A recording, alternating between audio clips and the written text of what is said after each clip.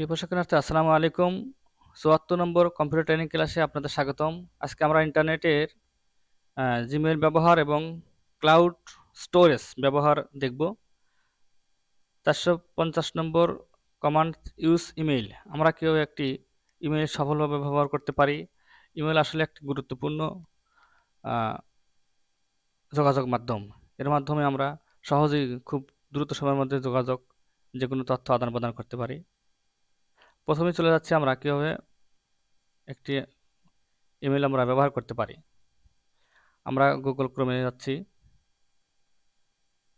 Open করলাম একটা Google Chrome, সেখান থেকে সাইন ইন। যে কোনো জিমেইলে যাওয়ার জন্য প্রথমেই ক্লিক করতে হবে sign in. Sign in click করার পরে সেই যে জিমেইলটি আমার অ্যাকাউন্ট রয়েছে সেখানে ক্লিক করব, অথবা আমরা যদি ইমেইল দেওয়া না থাকে সেক্ষেত্রে আধার অ্যাকাউন্ট, এখানে ইমেইল জিমেইলটি ঠিকানা দিতে হবে। NEITTMY না দিলেও হবে। নেক্সট। এখন পাসওয়ার্ডটা দিতে হবে। আমরা যে পাসওয়ার্ড ব্যবহার করে জিমেইল অ্যাড্রেসটি খুলেছিলাম সেটি দিয়ে নেক্সট চাপবো। এখন এরকম কোড যদি চায় সেক্ষেত্রে দিতে হবে, কারণ ভেরিফিকেশন খুবই গুরুত্বপূর্ণ। ভেরিফিকেশন অনেক সময় প্রয়োজন হয়। যে অ্যাকাউন্ট, যে মোবাইল নাম্বার দিয়ে ভেরিফিকেশন করা হয়েছে সেটি দিতে হবে।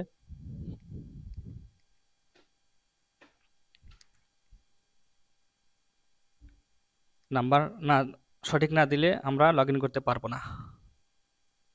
সবচেয়ে বেশি গুরুত্বপূর্ণ বিষয় হলো আমরা ট্রু ওয়ে ভেরিফিকেশন দিয়ে রাখবো, তাহলে ইমেলটি খুব সিকিউর থাকবে। নেক্সট।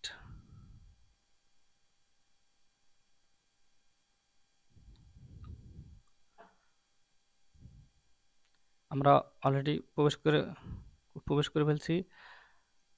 জিমেইলে ক্লিক করব, কারণ আমরা জিমেইল যেহেতু ব্যবহার করতে চাচ্ছি। জিমেইল আদান প্রদান কীভাবে করতে হয় এটা আমরা দেখব এখন। আমরা যদি কাউকে কোনো কিছু পাঠাতে চাই তাহলে অবশ্যই ক্লিক করব কম্পোজে ক্লিক করার মাধ্যমে আমরা একটি অ্যাড্রেস লেখার ঘর পাবো, যেখানে বলা হয়েছে টু অর্থ হচ্ছে আমি যেখানে পাঠাতে চাই। ক্লিক করলাম এবং আরও একাধিক অ্যাড্রেস দেওয়া যাবে, ঠিকানা দেওয়া যাবে। একাধিক ব্যক্তিকে পাঠাতে চাইলে একাধিক ব্যক্তির ঠিকানা দেওয়া যাবে, সিসি দেওয়া যাবে, আর অনেকগুলো ব্যবহার করা যাবে ঠিকানা। আর যাই হোক, তারপরে সাবজেক্ট হচ্ছে কোন বিষয়ে আমি ফাইল প্রিন্ট করব। তারপরে হচ্ছে এখানে রয়েছে অ্যাটাচ ফাইল, কোন ফাইলটা আমি অ্যাটাচ করে দেওয়ার সাথে, সেটি ডেস্কটপে পূর্বে সেভ করে রাখলাম, ওপেন দিলাম। এখানে অ্যাটাচমেন্ট দেখাচ্ছে, চলে আসবে। এটি সবুজ হয়ে গেছে, মানে এটি চলে আসছে। এখন আমরা ক্লিকের মাধ্যমে এটি পাঠাতে পারি। একটি ঠিকানা পাঠালাম, ফাইল নাম। এখন সেন্ড দিলে এটি চলে যাবে। আমরা একটি ইমেল সেন্ড করতে পারলাম। আবার একটি ইমেল আমার এখানে চলে আসছে। এখানে দেখি কি আসছে। ক্লিক করে এখানে থেকে আমরা দেখতে পারবো যে কি ইমেল আসছে। যদি কোনো অ্যাটাচমেন্ট ফাইল থাকে সেখানে দেখাবে, সেটা আমরা ডাউনলোড করে দেখতে পারবো আমরা। এরপর রয়েছে ইউজ অনলাইন ক্লাউড স্টোরেজ। আমরা অনলাইন বিভিন্ন স্টোরেজ ব্যবহার করতে পারি, যেটি ফ্রি এবং হতে পারে, এবং আমরা টাকা দিয়েও করতে পারি। সেটি হচ্ছে গুগল ড্রাইভে আমরা গুগল অ্যাকাউন্ট খুললে 15 GB ফ্রি একটি ড্রাইভ পাওয়া যায়। সেটা এই যে এখান থেকে, এটা ড্রপডাউন বক্স থেকে আমরা ড্রাইভ ক্লিক করব। ড্রাইভে ক্লিক করলে এখান থেকে আমাদের অনেক কিছু দেখাচ্ছে, যেগুলো আমরা রেখে দিয়েছি সেগুলো দেখাচ্ছে। আরও নতুন করে রাখতে চাইলে নিউয়ে গিয়ে ফাইল আপলোড আছে, ফোল্ডার আপলোড আছে। ফাইল আপলোড দিলাম। ফাইল আপলোড দিয়ে যে ফাইলটা আমি গুগল ড্রাইভে রাখবো সেটি ক্লিক করে ওপেন দিলে আমাদের এই চলে আসতেছে, আপলোডিং হচ্ছে। আপলোড হলে এটি চলে আসবে, আপলোড কমপ্লিট হয়ে গেছে, ড্রাইভে চলে আসছে। এখন দেখবো আমরা গুগল কন্ট্রাক্ট। গুগল কন্ট্রাক্ট হচ্ছে আমরা কোনো মোবাইল নাম্বার যখন সেভ করে রাখতে চাই, গুগল সার্ভিসে গেলাম, তারপরে গুগল কন্ট্যাক্ট ক্লিক করে ক্রিয়েট কন্ট্যাক্ট, ক্রিয়েট কন্ট্যাক্ট করে ক্লিক করে ক্রিয়েট এ কন্ট্যাক্ট ক্লিক করলাম। এখান থেকে আমরা নাম দিতে পারি,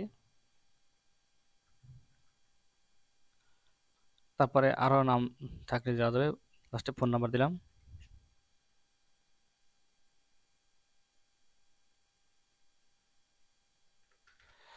দিয়ে সেভ দিলে এই নামটি সেভ হয়ে গেল, গুগল কন্ট্যাক্টে সেভ হয়ে যাবে। মোবাইলে দেখাবে এটা, মোবাইলে যখন এই ইমেলে আমাদের কানেক্ট থাকবে তখন এই নাম্বারটি ওই মোবাইলে দেখাবে। আচ্ছা, তারপরে রয়েছে গুগল ট্রান্সলেট। গুগল ট্রান্সলেটের মাধ্যমে আমরা সহজেই যে কোনো বিষয় যেটা জানা নেই আমার, সেটি আমরা ট্রান্সলেট করে নিতে পারি। গুগলে গেলাম,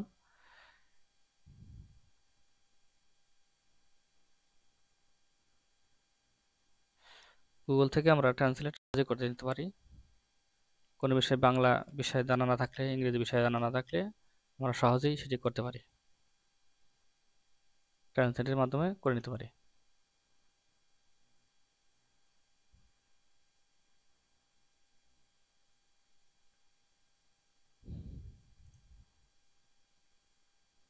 তারপর রয়েছে English, English to Bangla, English to Bangla. এখানে লিখলাম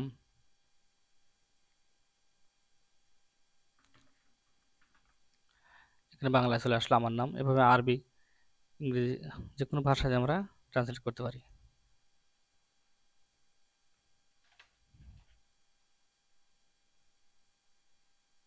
এখান থেকে সার্ভিস লাইন থেকে আমরা দেখতে পারি ট্রান্সলেট এখানেও রয়েছে।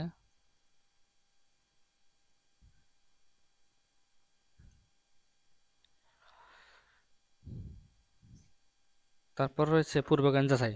পূর্বজ্ঞান যাচাই আমরা দেখব ইন্টারনেট কি।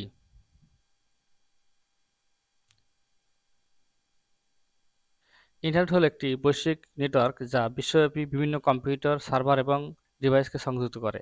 এটি বিভিন্ন ধরনের তথ্য এবং সেবা বিনিময়ের জন্য ব্যবহার হয়। 1 নম্বর, এটি বিভিন্ন ধরনের ডিভাইসকে সংযুক্ত করে, যেমন কম্পিউটার, স্মার্টফোন, ট্যাবলেট। 2 নম্বর, ব্যবহারকারী বিভিন্ন ওয়েবসাইট, ইমেইল, সোশ্যাল মিডিয়া ইত্যাদির মাধ্যমে তথ্য সহজে ভাগ করতে পারে। 3, ইন্টারনেট বিভিন্ন অ্যাপ্লিকেশন যেমন স্ট্রিমিং, অনলাইন গেমিং এবং রিয়েল টাইম যোগাযোগ সমর্থন করে। 5, 4, ইন্টারনেট কোনো একক নিয়ন্ত্রণ সংস্থা নেই, যা বিভিন্ন কন্টেন্ট বা সেবাকে সমৃদ্ধ করে। ইন্টারনেট আমাদের যোগাযোগ, কাজ এবং তথ্যের অ্যাক্সেসের পদ্ধতি বদলে দিয়েছে, যা আধুনিক জীবনের একটি অপরিহার্য অংশ হয়ে উঠেছে। শর্টকাট ক্লাসে রয়েছে কন্ট্রোল-টি এর মাধ্যমে, কন্ট্রোল-ডি এর মাধ্যমে আমরা যে কোনো ট্যাব ক্লোজ করতে পারি। কন্ট্রোল-ডি চাপলাম, কন্ট্রোল-টি, কন্ট্রোল-ডাব্লিউ, আমাদের একটি ট্যাব চলে গেল। তারপর রয়েছে বাড়ির কাজে রয়েছে গুগল ক্রোম ব্রাউজারের পূর্বে যে যে কাজগুলো করা হয়েছে সেগুলো দেখার জন্য অল্টার অ্যারো। এ ছিল আজকের মতো ক্লাস। সবাইকে ধন্যবাদ। আসসালামু আলাইকুম।